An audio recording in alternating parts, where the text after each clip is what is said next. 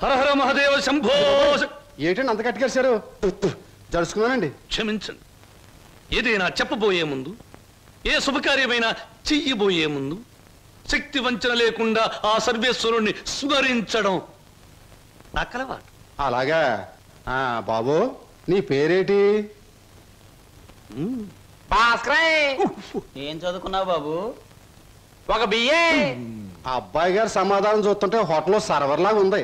హర హర మహాదేవ శంభో. సరిగ్గా సమాధానం చెప్పరా, లేకపోతే ఇంటికి వెళ్ళిన తరువాత తిట్టిన తిట్టు తిట్టకుండా తిట్ల కత్తితో తూట్లుగా పొడి చేస్తాను. ఆధునిక కాలం కదా, ఈ కుర్రవాళ్ళందరూ తిక్కగా సమాధానం చెప్తారు. అదొక స్టీరు. అసలు వీరెవరు అనుకుంటున్నారు? వీరు ముత్తాతల వారు వీర విహార విజయ వెంకట వరకుమార వరప్రసాదరాయలు వారు. బ్రిటిష్ వాళ్ళు రాజ్యం అప్పగించమంటే ఉగ్రుడై తన కరవాలోని ప్రచండ వేగంతో ప్రయోగించి ఆ పరభాషా దాహాతత్తులైన నీచుల్ని ఇళ్ల వరకు వాళ్ళ తుల్లులు గుర్తుచ్చేలా తరిమి కొట్టారు. పాపం, యుద్ధంలో కత్తులు గుర్రాలు పోయాయి, ఏనుగులు పారిపోయాయి. ఉంటే చూపించుండేవాడిని. నిజంగానా? శంభో. అబద్ధానికి మా వంశానికి మధ్య పచ్చగడ్డి, నీటితో తడిపిన పచ్చగడ్డి కాదు, మంచులో నానవేసిన పచ్చగడ్డి వేస్తే కూడా బొగ్గున మాడి మసైపోతుంది. ఇక పెళ్లి కుమారుని తండ్రి గారైన వీరు మద్యపానాన్ని నిషేధించాలని ఘోషించి ఆ దీక్షలో ఏకాగ్రతలో సరాగ్రతులైపోయిన క్షతగాత్రులు, గౌరవ పాత్రులు. బాబు, 8 ఆకుల వెంకట్రావు, వెళ్ళి అమ్మాయిని త్వరగా తీసుకురా, రాహుకాలం వచ్చేస్తుంది. చూసేదేంటండి, మీరు అనేది తాములు తీసుకుందాం. శుభో. సంప్రదాయంగా జరగకపోతే దేవతల కోపం వస్తుంది. నా పెద్దరికంలో జరిగే పెళ్లి సక్రమమైన పద్ధతిలో జరగాలి. వెళ్ళి అమ్మాయిని తీసుకురా. తీసురా.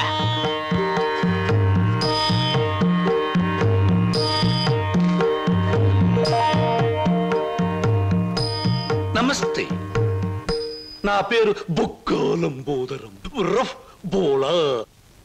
చూడండి, మీ అమ్మాయి మాకు బాగా నచ్చింది. మా పెళ్లి కుమారుడు కూడా మీకు బాగా నచ్చుంటాడు. వెంటనే నిశ్చితార్థం, ఆ తరువాత శాశ్వత కళ్యాణం. శంభో శంకర హర హర Mahadeva.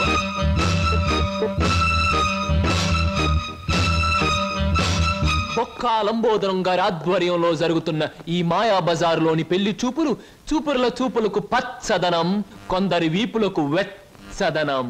So everything okay? Shambho Shankara. పెళ్లిళ్ళకు ప్రోగ్రాములు పెట్టిస్తారు కానీ పెళ్లి చూపులకు కూడా ప్రోగ్రాములు పెట్టిస్తారు అనుకోలేదు.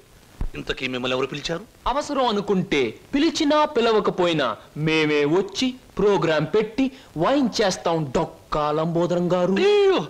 డొక్క కాదు, బొక్కాలంబోదరం. ఏమిటది? పెళ్లి చూపులు జరుగుతుంది, ఏమిటి అలరి? మర్యాద బయటకెళ్ళండి. ఓకే ఓకే ఓకే, మేం పెళ్లి కొడుకు తరఫున వచ్చిన వాళ్ళం. ఎరా పరావు, బాగున్నావా? ఏంట్రా మీసాలు కూడా పెట్టావు? ఏంటి నాయనా? బాత్రూమ్ కి అన్నట్టు యుద్ధంలో పారిపోయిన మీ నాన్నగారు ఏనుగొకటి జమ్నీ సర్కస్ లో కనిపించింది. మిమ్మల్ని అడిగినట్టు చెప్పమంది. చాలా సంతోషం నాయన. పిచ్చి మొండ ఏనుగులాగే ఉండేది, అట్టాగే ఉందా? ఎరా పరావు, నీకు పెళ్ళం కావాలా? నీకు పెళ్లి కావాలా? గురు గురు నీకు దండం చేస్తాను గురు. వీళ్ళెవరో నాకు తెలియదు, వాళ్ళెవరో నాకు తెలియదు గురు. మీసం పెట్టి డబ్బులు ఇస్తామంటే వచ్చాను గురు. వదిలే గురు, డ్యూటీ టైం అయిపోయింది గురు. థ్యాంక్స్ గురు. ఏం ప్రజలు నన్ను పట్టుకున్నారు? వదలండి. నీకెన్ని పళ్ళున్నాయో కనుక్కుందామని. సహజంగా అందరికి 32 పళ్ళుంటాయి. నాకింకా జ్ఞానదంతో రాలేదు, అందుకని 31 ఉన్నాయి. నన్ను వదలండి. వదలను వదలండి. వదలను. వదలండి బాబు. వదలకపోతే ఏం చేస్తారు? వదిలితే ఏం చేస్తానో అని అడగండి. ఏం చేస్తారు? పారిపోతాను. అయితే పారిపో.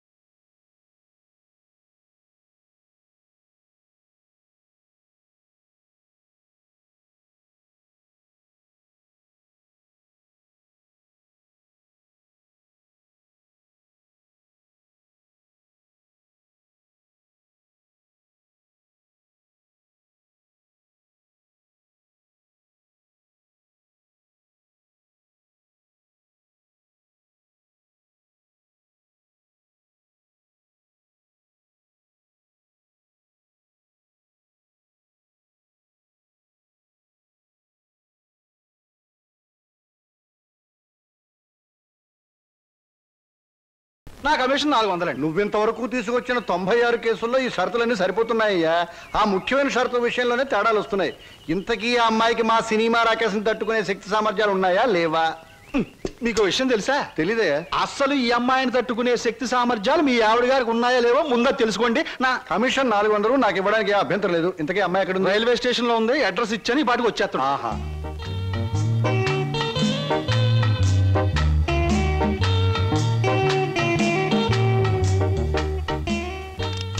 Good morning everybody. Number 10 Suryapuram ఇదేనా? అవును. రెండు అమ్మగారు, మీ గురించి ఎదురు చూస్తున్నాం. మీది దీని వెనకాల పోర్షన్ నచ్చింది అనుకోండి, నా commission 400. A brainless black man, railway station దగ్గర నుంచి చెప్తున్నావు 400 అని. ముందు ఈ పోర్షన్ నచ్చాలి, అందులో బెడ్రూమ్ నచ్చాలి, బాత్రూమ్ నచ్చాలి, కిచెన్ నచ్చాలి. చూడు, దీనిలో ఏది నచ్చకపోయినా పోలీస్ స్టేషన్ కి అప్పు చెప్తాను. అప్పుడు వాళ్ళు ఇస్తారు 4.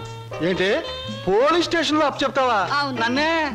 అసలు ఆ పోలీస్ స్టేషన్ ఇప్పించింది కూడా నేనేనమ్మా. ఏదన్నా అడగాలనుకుంటే అదిగో ఓనర్ గారిని అడగండి. నా కమిషన్ మాత్రం 400. హలో, మీరే నా హౌస్ ఏమ్మా, అలా కనిపిస్తాం లేదా? ఈ ఇల్లు కట్టి ఎన్నేళ్ళు అయి ఉంటుంది? దేశానికి స్వాతంత్రం వచ్చిన 3వ సంవత్సరంలో కట్టానమ్మా. అరే, ఇంటి పక్కన రైల్వే ట్రాక్ కూడా ఉంది. ఆ రైళ్లు వెళ్ళాలిగా, అందుకని. ట్రాక్ పక్కన మీరు ఇల్లు కట్టారా? మీ ఇంటి పక్కన ట్రాక్ వేశారా? అసలు ట్రాక్ మీకు ఏమిటి సంబంధం? చూడమ్మా, నేను స్టేషన్ మాస్టర్ గా పనిచేసి 30 సంవత్సరాల తర్వాత రిటైర్ అయ్యాను. రైలు శబ్దం వినిపించకపోతే నాకు నిద్ర పట్టదు. అందుకనే ట్రాక్ పక్కన ఉంటున్నాను. ఏయ్, మామిడికాయలు బాగున్నాయే. ఇక్కడ అద్దెకున్న వాళ్ళు కోసుకోవచ్చా? కోసుకునే వాళ్ళు వేరే అద్దె కట్టాలా? లేకపోతే ఇవన్నీ మళ్ళీ అద్దెలో? Slow slow slow. చూడమ్మా, నువ్వు ముందు లోపలికి వెళ్ళి పోర్షన్ నీకు నచ్చిందో లేదో చూసుకో. తర్వాత మామిడికాయల గురించి, ట్రాక్ గురించి, రైలు గురించి, నా గురించి మాట్లాడుకుందాం. Okay. Oh, it's a beautiful location. I think this is the bathroom. బాగుందండి. అలాగే. House is beautiful. నాకు చాలా నచ్చింది. అమ్మా, ఇది నేనుంటున్న ఇల్లు, ఇది నువ్వు ఉండాల్సింది. ఓ, ఇట్స్ ఆల్ రైట్. ఎవరి అమ్మాయి? అచ్చం ముద్ద మందారలా ఉంది. నా పేరు వరలక్ష్మి అండి. వరలక్ష్మో సీతామలక్ష్మో నాకు అనవసరం. నేను మాత్రం నిన్ను ముద్ద మందారం అనే పిలుస్తాను, అంతే. చూడమ్మాయి, సినిమా జ్ఞానం లేని వాళ్ళు నా చుట్టుపక్కల ఉండడం కూడా నేను భరించను. కాబట్టి సినిమాల గురించి కొన్ని ప్రశ్నలు అడుగుతాను, చక్కగా సమాధానం చెప్పు. 1975లో ఒక చిత్రం రిలీజ్ అయింది. ఆ చిత్రం మొదట్లో హీరో లేడు, కథానాయకుడు లేడు కదా అని ఫ్యాన్స్ అంతా తిరగబడ్డారు. ఫ్యాన్స్ తిరగబడ్డ 3వ రీల్లో కథానాయకుడు వస్తాడు. ఆ చిత్రం పేరేమిటి? కథానాయకుడు ఎవరు? పాడైన థియేటర్ ఏది? ఏ ఊరు? ఏ ఫ్యాన్స్? ఆ చిత్రం నిర్మాత ఎవరు? అసిస్టెంట్ డైరెక్టర్ ఎవరు? అమ్మా, శివధనస్సు విరిచాకే రాముడికి చేతి తక్కింది. మా ఆవిడ నోరు ముయించాకే నీకు ఈ వాటా దక్కుతుంది. ఆంటీ, మీరు అడిగిన ప్రశ్నలన్నిటికీ నేను జవాబు చెప్తాను. ముందు నేను అడిగిన వాటికి మీరు చెప్పాలి, ఓకే? మీ ఇంట్లో కిటికీలెన్ని, గుమ్మాలెన్ని, వాటికి తలుపులెన్ని? కిటికీల సంఖ్యలోంచి గుమ్మాలు తీసేసి వాటి తలుపుల సంఖ్యను కలిపితే వచ్చే మొత్తం ఎంత? నేనుండబోయే ఈ పోర్షన్ కున్న పెంకులన్నీ లెక్క పెడితే ఎన్ని లెక్కకొస్తాయి? 1250 రూపీస్ 20 పైసా అడ్వాన్స్ ఇచ్చి ఇంటి అద్దె కింద కట్ చేసుకోమంటే ఎన్నాళ్ళు నేను ఇంట్లో ఉండొచ్చు? మీ వయసు ఎంత? 100లోంచి ఎంత తీస్తే మీ కరెక్ట్ వయసు వస్తుంది? మీ ఎత్తు ఎంత? అంకుల్ మీకన్నా ఎన్ని అంగుళాల ఎత్తు? హిందూ మహాసముద్రం ఇండియాకి ఎటువైపు ఉంది? దాని లోతెంత? దానిలో పర్వతాలెన్ని, అగ్ని పర్వతాలెన్ని, దాంట్లో చేపలెన్ని, తిమింగళాలెన్ని, పిత్తపరిగలెన్ని, దాని కూర ఎన్నిసార్లు తిన్నారు? ఇప్పుడు తెచ్చి అమ్మా, పాపం ఒంట్లో నీరంతా బయటకు వచ్చేసింది. నాకున్నది ఒకటే పిల్లలు, ఇవాళ కుదిలే. ఇల్లు చూద్దాం పద. ఓకే. ఏ బ్లాకీ, సామాన్ లోపల పంపించు. పదండి అంకుల్. ఇదే నీ వాటా. చాలా బాగుంది. ఇన్నాళ్ళకి మా ఆవిడకి విరుగుడు దొరికావు. నేను ప్రమాదంలో పడ్డప్పుడల్లా నన్ను ఇలా కాపాడుతుండు. నీకు అద్దెలో 25 రూపాయలు రిబేట్ ఇస్తున్నా. Thank you uncle. నీ పేరేమిటమ్మా? స్వప్న. నువ్వు ఒక్కదానివే వచ్చావు, మరి నీ వాళ్ళెవరు లేరా? ఎందుకు లేరు? చాలా మంది ఉన్నారు. ఎక్కడున్నారో తెలియదు. అదేమిటి? పేరు చెప్పానుగా, స్వప్న అంటే కళ. కళ? I'm a dream.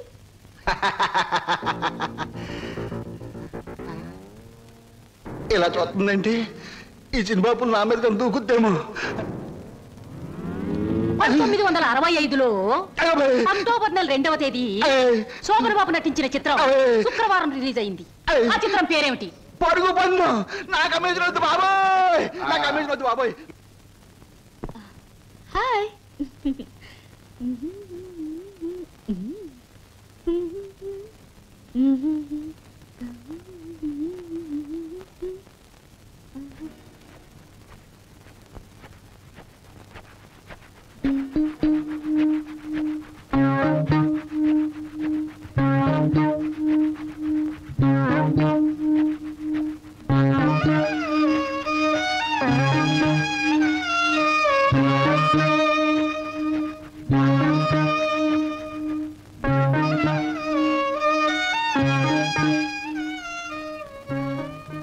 నాకు నమ్మకం ఉంది బావా.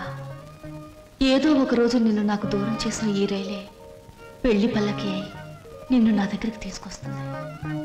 I know it, I believe it.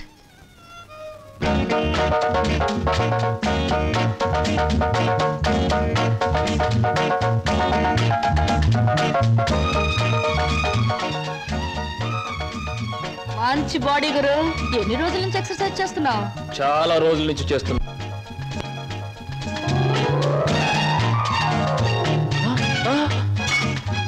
నీ పేరు చెప్పు, ఏమిటి? అదేంటి గురు అలా చిరాకు పడిపోతావు? బాగా చేస్తున్నావు. చేయవా ఒకసారి చూస్తానా? ఇదేమైనా సర్కస్ ఊరిని చేయడానికి? చూడు గురు, పొద్దున్న లేచినప్పటి నుంచి రాత్రి పడుకునే వరకు మనం అందరం చేసేది సర్కసే. నా పేరు స్వప్న. నీ పేరు? నా పేరు వీర వెంకట విజయ శ్రీనివాస వరప్రసాద్. పూర్తిగా పిలవలేని బద్దకస్తులు శ్రీను అంటారు, ముద్దుగా పిలిచేవాళ్ళు శ్రీనివాస్ అంటారు. నేను మాత్రం నిన్ను చింటూ అంటాను. చింటువా? చింటా, చిట్టా, జుడ్డా? చింటూ. అవును గురు, నీ గురించి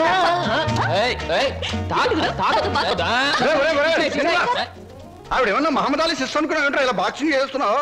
ఆవిడెవరో తెలుసా? నేను నీ పోర్షన్లో అద్దెకి దిగిందిరా. నువ్వు ఇంట్లో లేవు కదా. ఒరే, నీకు విషయం తెలుసా? అటు చూడకు. మీ పిన్నిని పెళ్లి చేసుకున్న 25 సంవత్సరాల్లోనూ 24 గంటల సేపు సినిమా భాష మాట్లాడకుండా ఆపగలిగిన ఏకైక ఆనకట్ట ఆ సినిమా రాకాశ పాట బ్రహ్మాస్త్రం. అందుకే అద్దెలో 25 రూపాయలు రిబేట్ ఇచ్చేశాను. మందంతా ఓ టైప్ లేదు. Slow slow slow. చూస్తుంటేనే తెలుస్తుంది.